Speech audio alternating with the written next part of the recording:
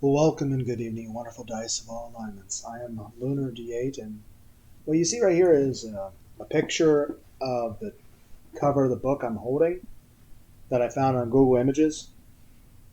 But yeah, this is the book I don't know if you guys hear me flipping through the pages or not, but I like it. It's a collection of the classic stories by Edgar Allan Poe. So this will be a playlist where I just read some Edgar Allan Poe. And yeah, I've got other playlists where I go to read other things like the Call of Cthulhu book or Warhammer books. I do want to go back to all of them at some point. It's just, well, I jump around. But just about all the playlists I've done, I'll probably come back to at some point. Like Soul Nomad and Mackay Kingdom. So, or the Warhammer books. So, yeah. In the back it says, and darkness and decay and the Red Death held illimitable dominion over all. But yeah, I have the book that like I said. I just found this picture on images, so but this is the book I'm holding. It cost me $15 US, so I feel that's a pretty good deal.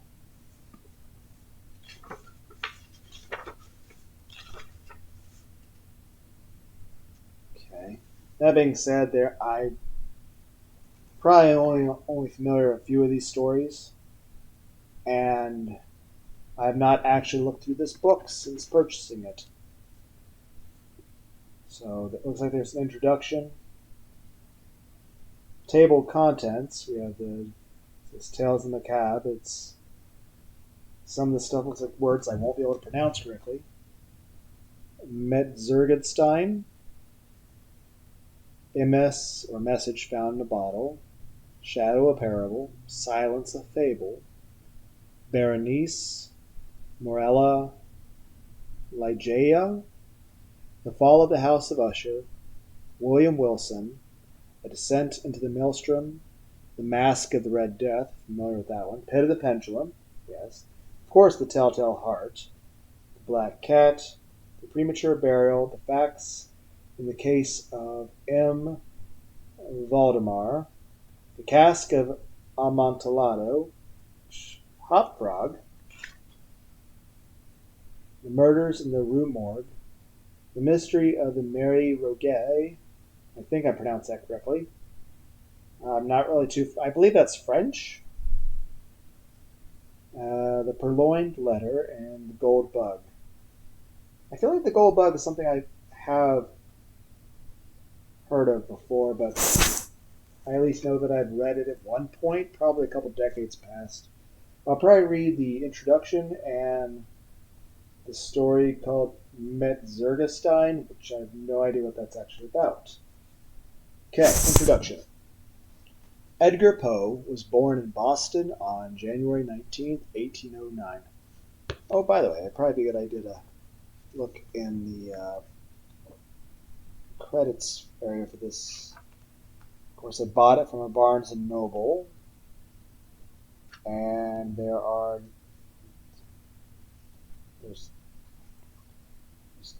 there we go. Cover art by Jessica Hische, if I pronounce it Hische, Sterling Publishing Company, End Papers.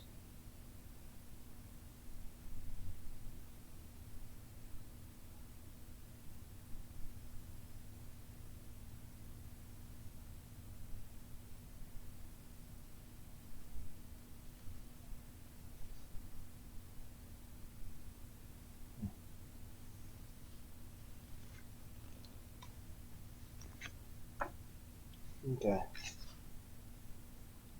Yeah, Sterling Publishing Company, Barnes and Noble. Edgar Poe was born in Boston on January 19th, 1809. While his actor parents, David Poe Jr. and Elizabeth Arnold Hopkins Poe, were on tour, His parents soon separated, and his mother died of tuberculosis in 1811. His father died in 1810 or 1811, exact date unknown. This left the three Poe children, Edgar, his older brother William, Henry Leonard, and his younger sister Rosalie, to be raised by different families. Edgar was taken in, though not actually adopted, by John and Frances Allan, a well-to-do couple from Richmond, Virginia. In school, Poe was sometimes called Edgar Allan, and in later years often wrote his name as Edgar A. Poe. Poe showed an interest in literature at an early age, and by the time he was 5, he was reciting passages from the English poetry of the era. At age 17, Poe enrolled at the University of Virginia, excelling at Latin and French. At the university, Poe proved fond of drinking and gambling, incurring serious debts from the latter vice. John Allan wouldn't help pay those debts, and with no money and no immediate prospects of getting any, Poe dropped out of the university or was expelled. He self-published his first book of poems, Tamerlane and Other Poems, in 1827. But the book made no money and drew little attention. As a matter of survival, Poe enlisted in the U.S. Army under the assumed name Edgar A. Perry. Within 19 months, Poe was promoted to the highest rank an enlisted man could achieve, sergeant major, and he later used Sullivan's Island, South Carolina, where he was stationed as a setting for his tale The Gold Bug, 1843, and The Balloon Hoax, 1844. 4. Poe tired of the army and resigned his office. He suffered one of the first of his nervous breakdowns when John Allan subsequently refused to see him. Poe then enrolled at West Point, where for a brief period he did well. While at West Point, he was actively writing poetry. Poe soon tired of West Point, as he had the army, and he deliberately got himself court-martialed for drinking and other offenses. He was, however, so popular with his fellow students at West Point that they took up a collection to help him publish his third book of poems, entitled simply Poems, which appeared in 1831, after he left the academy. Poe moved to Baltimore to live with his paternal aunt, Maria Poe Clem, and his young cousin Virginia. Virginia adored him, and she once made a valentine for him, crafted so that the first letter of each line, read from the top to bottom, spelled out his name. In 1831, Poe's beloved brother died, yet another in the series of personal losses that would punctuate the author's life. Frances Allan had died in 1829 during the Baltimore years. Poe wrote many stories and poems and received some encouragement when, in 1833, his story, The Message Found in a Bottle, won a literary prize of $50. In 1835, he and the Clems moved to Richmond, and Poe began working for the Southern Literary Messenger, his first major association with one of the periodicals of the era. He left the Messenger after about a year, and possibly having been forced out because of his drinking.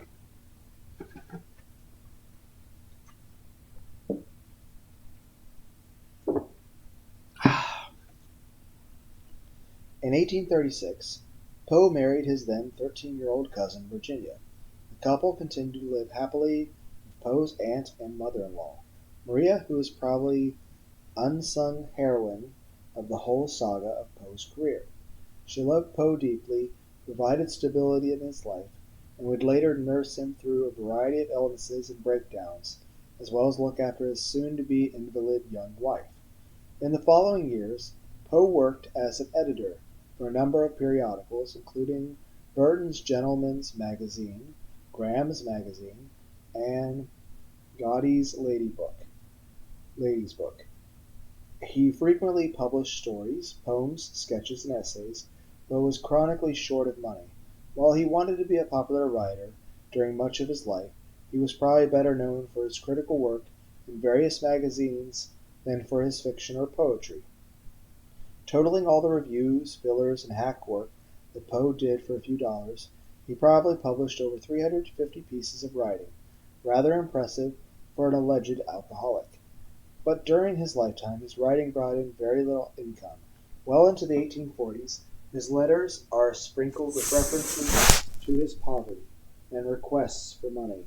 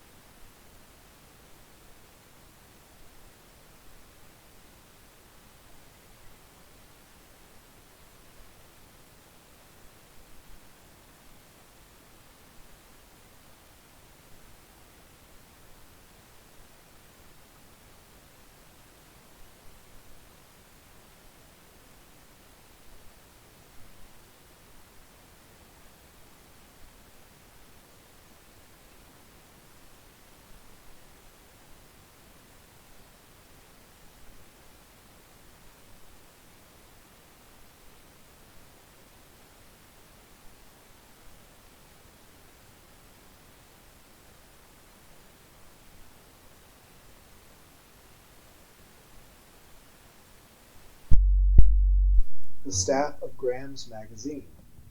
He worked there for about a year before leaving to attempt unsuccessfully to found his own magazine.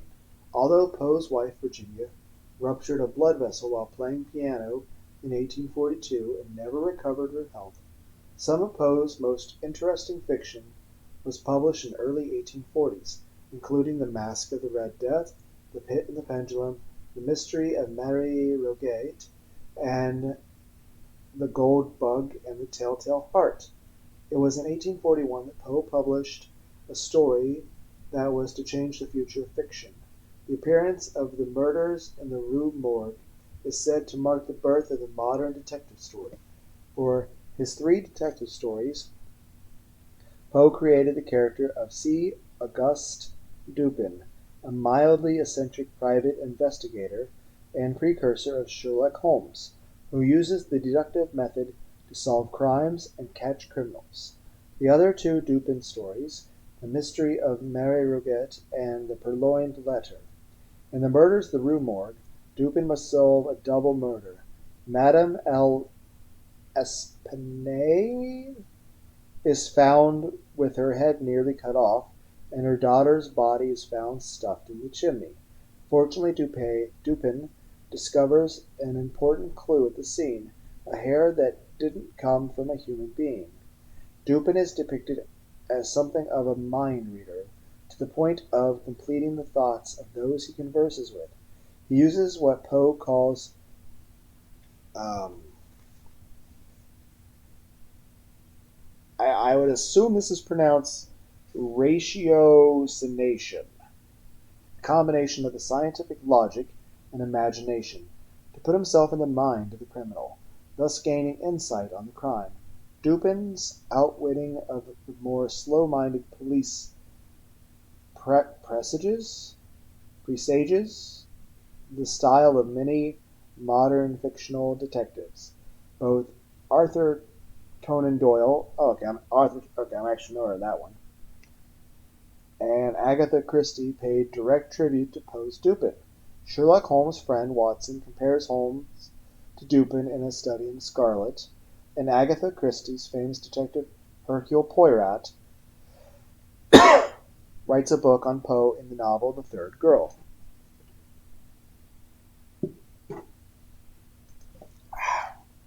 The year 1843 saw the publication of a number of Poe's most famous works, among them the poem The Conqueror Worm and the story The Black Cat. The former is an allegorical poem in which angels watch a play produced by mimes. Really? And chase a phantom they can't catch. The appearance of a sinister shape on the scene is described in the following lines.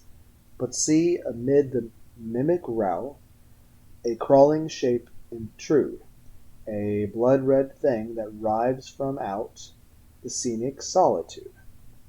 The crawling shape eats the mimes, and it turns out the play is called Man, and its hero is the Conqueror Worm. This poem was also worked into a short story that Poe considered to be his best, Legacia. Again, I'm not sure if I'm pronouncing that right. Probably not. Titled after the heroine's name, which is Greek for clear-voiced. The Black Cat, one of Poe's best known and most often dramatized stories, is an eerie tale of guilt, psychological horror, and revenge. The Black Cat was also instrumental in spreading Poe's reputation abroad. Not long after its publication, the French poet Baudelaire, I believe is how it's pronounced, discovered the story and began to translate Poe into French. The French symbolist writers Arthur Rimbaud, Paul Verlaine, and Stephanie Mallarme came to know Poe's works through Baudelaire's translations. Fascinated by Poe's charting of the darker areas of the human consciousness through the use of striking images and subtle symbolism, they began to work similar themes into their own poetry. The French became so fond of Poe that after his death they sent a plaque for his grave. In 1844, why do I keep saying it that way? In 1844, Poe moved back to New York City. He worked at the Evening Mirror and bought and briefly owned the Broadway Journal, which soon failed. With the publication of The Raven and Other Poems and Tales in 1846, Poe began to make a modest sum of money from his writing. Although his biographers sometimes depict him as a man who took himself too seriously, Poe's comments from May 4, 1845, on a comment of The Raven that he sent to his friend Frederick Thomas reveals someone with a sense of wit and practicality. The Raven has had a great run, Thomas, but I wrote it for the express purpose of running. Just as I did the gold bug, you know. The bird beat the bug all hollow. In 1847, Poe's wife died of tuberculosis. Poe suffered a complete collapse, but was again nursed back to health by the ever-loyal Maria. At this point in his life, after losing his parents, his second mother, his brother, and his beloved wife/cousin, the exact state of Poe's psyche is hard to gauge. In 1848 he moved back to Richmond, but he seemed to be somewhat adrift, having at one point a liaison with the poet Sarah Helen Whitman. He then began to pursue an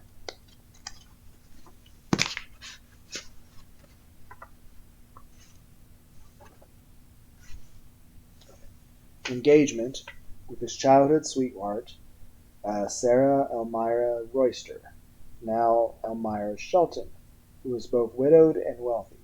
In August 1849, Poe gave a famous lecture on the poetic principle, which was well attended, widely praised, and generally considered to be the last great accomplishment of his career.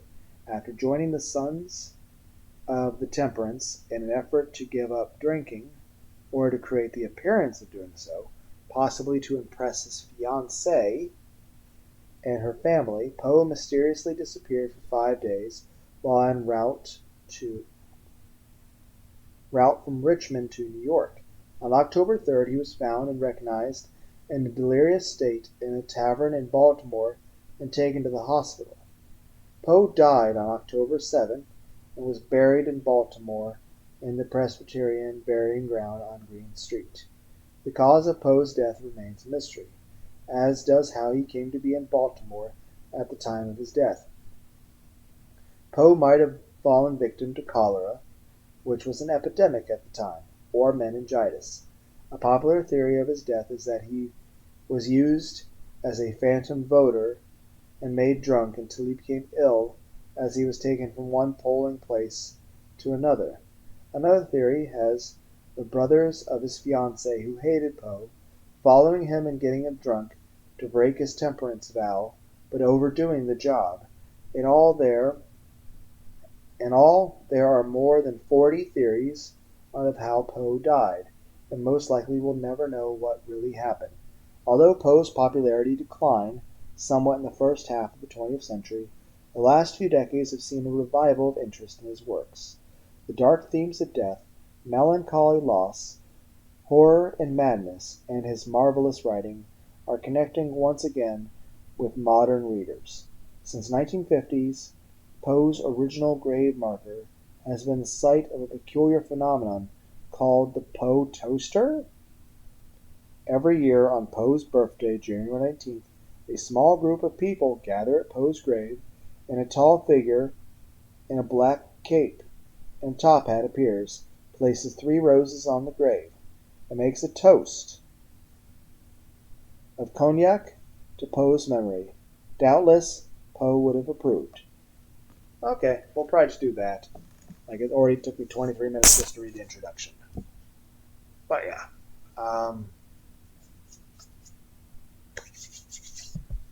Bye, everybody.